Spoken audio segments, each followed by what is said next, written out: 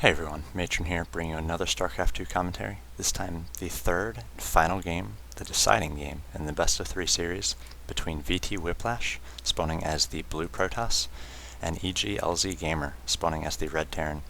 Again, this continues part of the MLG Dallas action that I've been bringing you all week long. So this will be the third game of this series. The first 2 games were quite large macro games. LZGaMeR tried to go for barracks play in the first game on Xel'Naga Caverns and was beaten soundly. And then in the second game, he got up 5 starports and started quad pumping battle cruisers towards the end of the game. Very long, good game on Lost Temple, and the battle cruisers won him the game as VTWhiplash was just not very aggressive and did not press the economic advantage that he had. So we do see pretty close positions by air here on Metalopolis. This was Whiplash's choice for map, as the loser of the previous game always gets to choose the map in these best of 3 series. As we do get started here, the players are doing their initial builds. I did want to ask people what kind of naming conventions you like to see in these StarCraft 2 videos. Most casters have some sort of naming convention that they typically use. A lot put the obviously the player names in the names, but then some people spell out the matchup, Protoss Zerg, or PVT, like this is. Other players number their casts. That was one question I had, is if that helps people keep track of what they've seen, what they haven't, the numbers. At this point I haven't done enough videos that it would be too much of a pain to go back and number them all, but just kind of want to know what people like to see in the names, in the description, in the comments, or the description of the video, tag-wise as well. So leave a comment, let me know how I should be naming my videos, what you think the best way is. As we do see the probe coming in here, going to annoy the SCV. See a pylon being thrown down, so a number of pylons being thrown down in these positions, going to be able to see any sort of airplay or drops that happen, as these positions do lend towards drop play by the Protoss players. We did see some drops from LZGaMeR in the first map, but just not very effective in choosing the correct targets to focus down.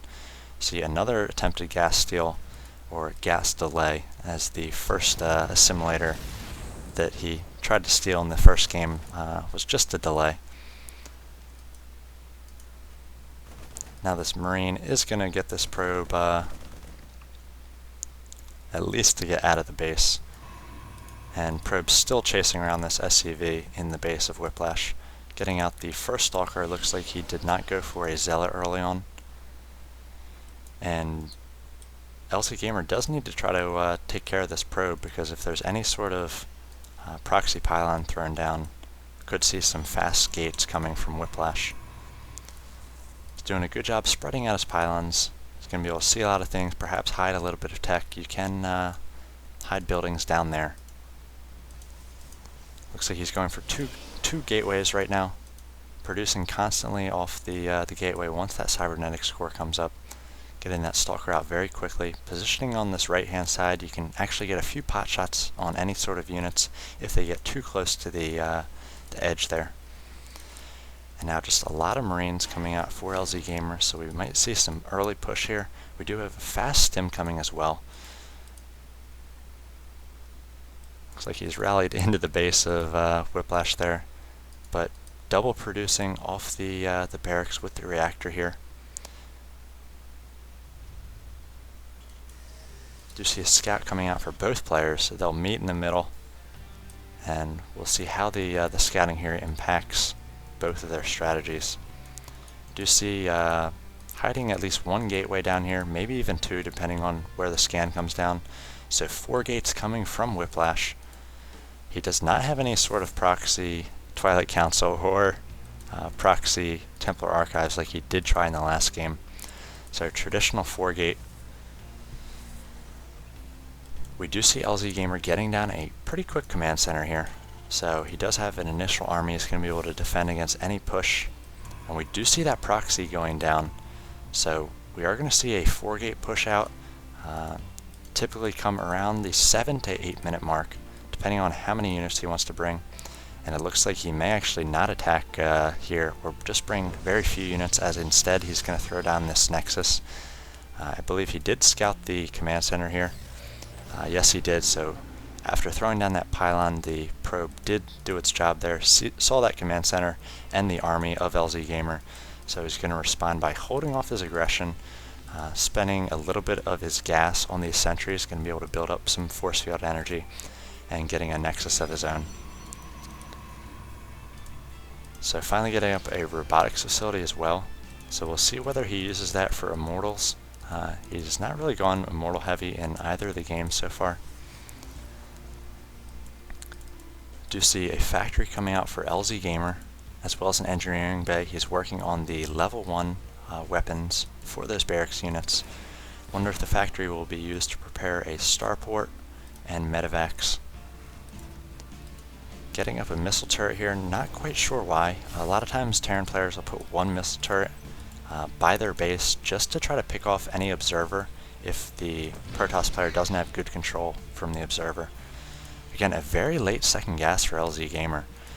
So this might be all part of the plan, as he did throw down that fast expansion. He got up a number of SCVs to saturate it, and he's been mostly going Marines early on. So not much has required gas at this point. He is finally getting out this starport, and he's going to have enough gas with these 2 refineries and perhaps a third to start double pumping those medevacs.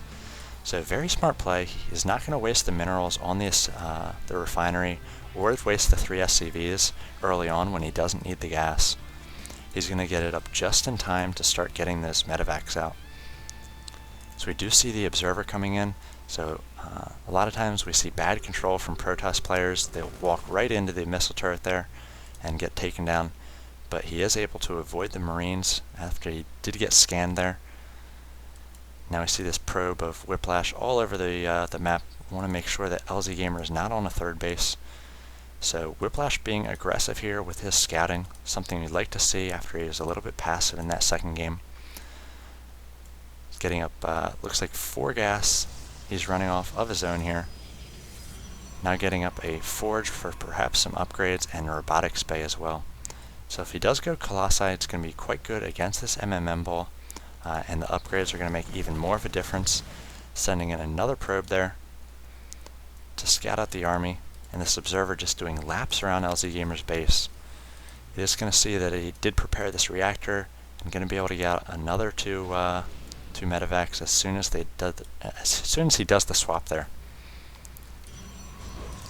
Looks like we have a second robotics facility coming down to prepare for the arrival of this robotics bay as that proxy pylon goes down. Everything's going down tonight. So the bay does come up. We'll see whether he chooses to charge begin the extended thermal lance upgrade, or whether he's going to get double Colossi out of these robotics facilities. He is a little bit psi-capped right now, so he's producing 1 pylon. Perhaps like to see maybe another 2 here added, as once this robotics facility comes up, he's going to need a lot of room to start pumping out those Colossi. See EGLzGaMeR moving across just the 1 medvac right now. He's not producing any more, which is quite surprising, and needs to join up his army there. Looks like we have a medevac drop coming in, 2 Marauders and the Marines. The army is out of position for Whiplash, trying to get it in position best he can. Dropping these Marines, going to try to take down these probes. The probes of the gas are just going to go down here. It looks like it is going to be cleaned up by Whiplash, but he has to get in a few more units here. It looks like we have a, missed that, backing up a little bit here. We do have multi-prong attack coming from EGLzGaMeR here, concentrating a little too much on the probes. So we do see, looks like some nice force fields. These sentries have a lot of energy, so they're going to be able to split the army. Decent force fields. Could have done a better job now throwing up just a lot of force fields which aren't doing anything, as these units are able to shoot. Really like to see a better split. Now we have the first Colossi out, and he's going to be focused down very quickly by the Terran player. Probes being pulled off the line to try to help as well. So it looks like EGLzGaMeR was able to expand there pretty quickly and then just mass up an early attack. push out with stim and a few medevacs. Did a smart job dropping here. It did not pull off too many of the units from Whiplash, but even if this initial attack failed, he was going to be able to do damage in the back here. So Whiplash put up a pretty good fight against his EG opponent here. His macro was slipping in the first 2 games a little bit, but very entertaining first and second game. Quite large economic macro games. Kind of questioned the second robotics facility here, as well as the psi cap. If he had another pylon or 2, he might have been able to warp in some more units, perhaps get out that Colossus a little bit faster, maybe even a second, and 2 Colossus with 5 or 6 more gateway units might have been able to hold off this attack. So, 3-game series brought to you here from MLG Dallas. As always, if you're looking for more MLG Dallas action, check out my channel, Matron StarCraft. And I'll try to bring you more interesting series that weren't cast by other casters throughout the week, trying to dig into the losers bracket and some of the middle rounds of the winners bracket as well, and see the series which were not cast. VTWhiplash had never cast a game of him before. Pretty solid player, but EGLzGaMeR just showed varying strategies here, kept his opponent bottled up in all these games, and battlecruisers were pretty awesome to see. So hopefully you enjoyed this series. Thanks for watching. I'll see you next time.